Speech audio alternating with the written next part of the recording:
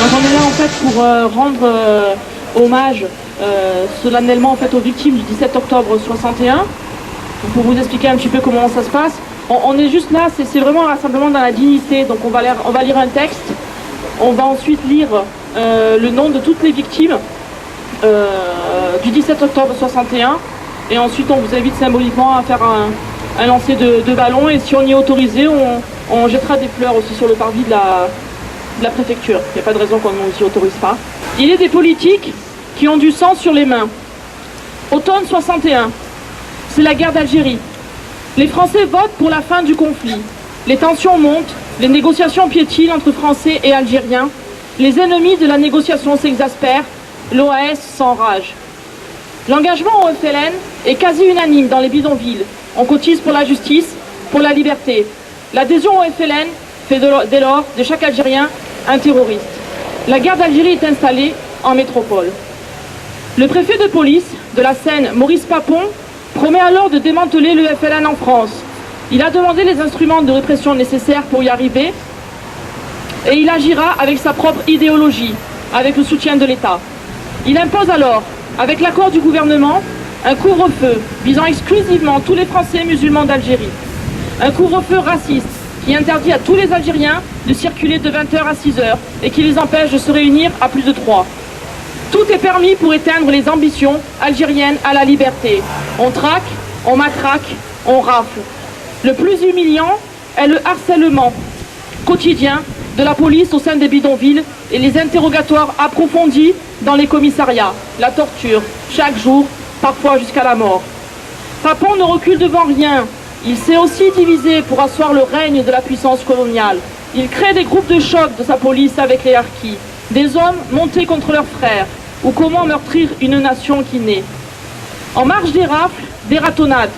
Nombre de cadres algériens sont retrouvés noyés, pendus dans les bois. Les plaintes de torture s'amoncellent. Des avocats dénonceront alors cela. Aucun juge n'a voulu s'emparer de ces questions. On massacre, personne ne dit rien. Silence, on tue. Des demandes du FLN remonteront pour demander que cessent ces violences. Ils demandent le retrait du couvre-feu. Personne n'entend. L'État, encore une fois, est sourd. Le FLN décide alors d'organiser une manifestation, sans armes, hommes, femmes, enfants. Ils ont mis leurs habits du dimanche et sortent en famille. Ils ne rasent plus les murs. Ce soir, ils sortent en criant leur algérianité et leur souffrance. Ils souhaitent être vus. Ce qu'ils ne savent pas, 7000 policiers, CRS, militaires les attendent. Des coups de feu sont tirés, c'est la panique. Des enfants sont perdus, des femmes tombent, de vieux monsieur perdent leurs chaussures et courent pieds nus. C'est la nuit de l'horreur. On frappe, on tire, on jette à la Seine. La police jette à l'eau, mais certains Français aussi jettent à l'eau. On a vu des chauffeurs de bus s'arrêter au travers des ponts de Paris et aider les policiers à jeter les corps à la mer. C'était aussi cela le 17 octobre 61. Ras-le-bol de l'Algérie, ras-le-bol de la guerre d'Algérie, qu'ils disparaissent. Les Algériens cherchent à fuir, ils s'engouffrent dans les bouches de métro. Quelques Français tentent de les cacher dans leur hall d'immeuble. Des Français témoignent surtout de la violence des gardes mobiles qui frappent sans que les Algériens ne répondent. Les Algériens matraqués sont ramassés dans des cars, ils sont dénoncés, ils sont chassés. François Maspero, témoin de l'époque, se souvient. Dans ma mémoire, résonne le bruit des bâtons sur les crânes d'hommes désarmés. J'ai vu la police frapper comme des bûcherons. C'était un massacre. 11 000 arrestations. Tous raflés au palais des sports au centre des tri de Vincennes. 4 jours, sous la torture, sans manger et sans boire. Et les corps jonchent le sol. Des appelés du contingent auront le courage de dénoncer ce qu'on a appelé la violence à froid. Même des groupes de policiers républicains dénonceront ce qu'ils ont vu et rédigent un tract. Ils parlent de charniers, ils parlent de tortionnaires qui jettent les corps dans la Seine pour les soustraire à l'examen des médecins légistes sans oublier au passage de les déposséder de leurs bagues et de leurs montres. Ce sont irresponsables car faisant partie du même corps, beaucoup sont même allés informer les membres du conseil municipal de Paris. Leur démarche est restée lettre morte. Ce jour-là, la police s'est défoulée sur les Maghrébins à la face du monde, devant tout le monde. Mais le monde a oublié. Cette histoire, c'est l'histoire d'un trou dans la mémoire, sans précédent. C'est une histoire qui parle de dignité et de honte. C'est l'histoire d'un crime étouffé. Tous ces hommes massacrés, de par notre silence, sont morts 2 fois. Le fleuve oubli, complice de la récidive, a alors tout englouti. Ce jour marque en France une collision avec le monde algérien. Une collision dont les dommages sont encore palpables. Il y a eu trop de non-dits, trop de mensonges et on ne gagne rien à mentir en histoire. Refuser d'en parler aujourd'hui empêche d'avancer, empêche de guérir. La France est donc bien malade. Nous devons faire le lien aujourd'hui entre cet événement et le racisme qui continue à organiser notre société et notamment par la perpétuation des violences policières. On continue encore aujourd'hui, l'actualité en témoigne, à encourager la délation, la vengeance privée. On pose une question. À quand le financement des milices privées dans nos quartiers? Oui, Papon est coupable, comme tous ceux qui l'ont armé, comme tous ceux qui l'ont blanchi. Impossible d'oublier la responsabilité des plus hautes autorités de l'État. Faisons du souvenir de cette histoire un moteur pour nos luttes d'aujourd'hui. Gardez en mémoire les massacres organisés du 17 octobre 61, c'est dénoncer encore et toujours le visage colonial et raciste de la machine étatique française. La journée du 17 octobre fait partie de notre histoire. Avançons maintenant. Le temps est venu d'une reconnaissance officielle de cette tragédie, dont la mémoire est aussi française qu'algérienne. Nous devons, aux victimes oubliées des deux côtés de la Méditerranée, cette justice élémentaire, celle du souvenir. Nous lançons cet appel en ce cinquantenaire de l'indépendance algérienne pour sonner le glas de toutes les nostalgies coloniales et des silences mortifères. Monsieur Hollande, en ce cinquantenaire de la fin de la guerre d'Algérie, seule la vérité est gage de réconciliation. Vous l'avez témoigné en signant l'appel du 17 octobre en 2011 et en vous rendant ce même jour sur les quais de la Seine pour vous recueillir. Nous vous demandons aujourd'hui de faire inscrire ce crime d'État dans la mémoire collective de la République et d'instaurer une journée nationale des luttes de l'immigration. Monsieur Bouteflika, en ce cinquantenaire de la fin de la guerre d'Algérie, il est temps de rendre hommage à ces émigrés qui, au prix de l'exil et de leur vie, ont servi la liberté algérienne. Nous vous demandons, pour que cesse le creuset du fossé entre les enfants d'émigrés et leur pays d'origine, de maintenir le lien en instaurant des cérémonies de commémoration à la hauteur des sacrifices. Les tombes d'inconnus à Alger ou à Thiers, où reposent les victimes du 17 octobre 61, doivent sortir de l'anonymat et de l'oubli. Justice de la vérité, défense de l'égalité, réconciliation des peuples, c'est ainsi que nous poserons les bases de la fraternité en Méditerranée. Pour que vive l'Algérie libre, pour que vive la France digne, pour que perdure la résistance et pour que les révolutionnaires ne meurent jamais. Bravo.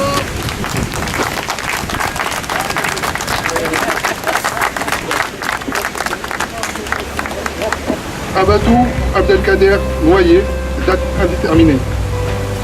Abadou Lakhdar noyé le 17 octobre 1961. Abbas Ahmed arrêté le 10 octobre 1961, inhumé le 9 décembre 1961.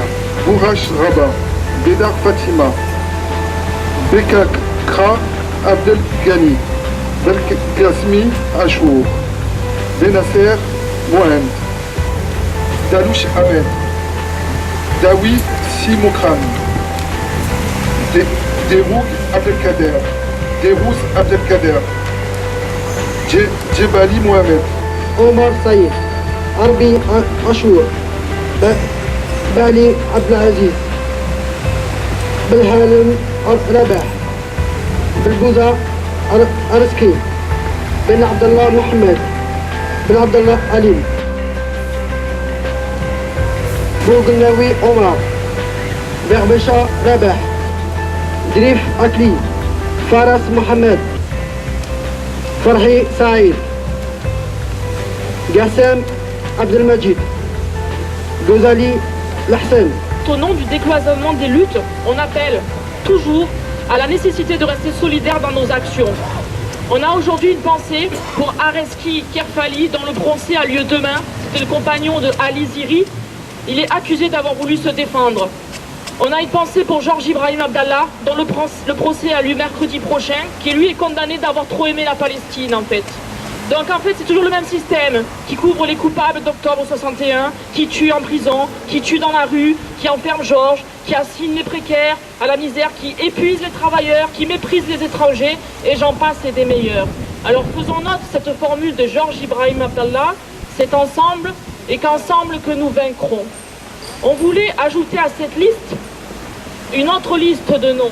Kadour, 1980. Ben Mohamed Houari, 1980. Sharouf Mahmoud, 1982.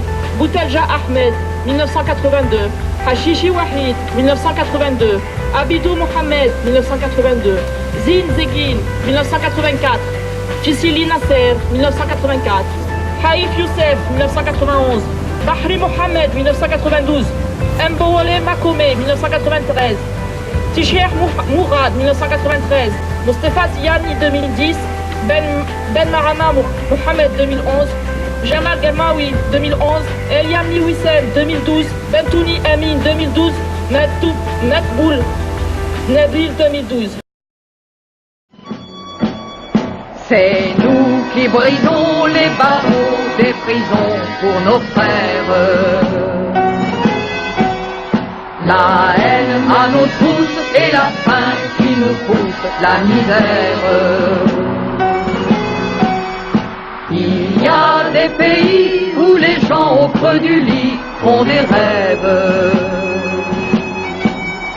Ici, nous vois-tu, nous on marche et nous on tue, nous on crève. Ici, chacun sait ce qu'il veut, ce qu'il fait quand il passe. Ami, si tu tombes, un ami sort de l'ombre à ta place.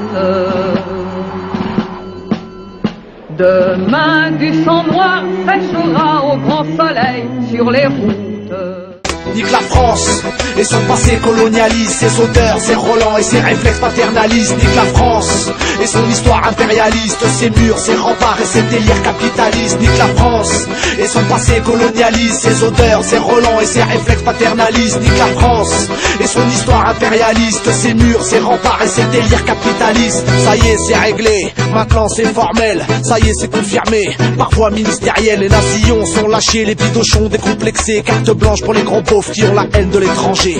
Petits bourgeois, démocrates républicains, ton pays est puant. Raciste et assassin, tes lumières, tes droits de l'homme, soi-disant universels. Un mythe, un mirage, un mensonge officiel. Petit donneur de leçons, petit gaulois de souche. Arrête ton arrogance, arrête d'ouvrir ta bouche. Tu juges, tu critiques les arabes et l'Afrique noire, mais balaye devant ta porte, regarde-toi dans un miroir. Nique la France et son passé colonialiste, ses odeurs, ses relents et ses réflexes paternalistes. Nique la France et son histoire impérialiste, ses murs, ses remparts et ses délires capitalistes. Nique la France et son passé colonialiste, ses odeurs, ses relents et ses réflexes paternalistes. Nique la France et son histoire impérialiste, ses murs, ses remparts et ses délires capitalistes.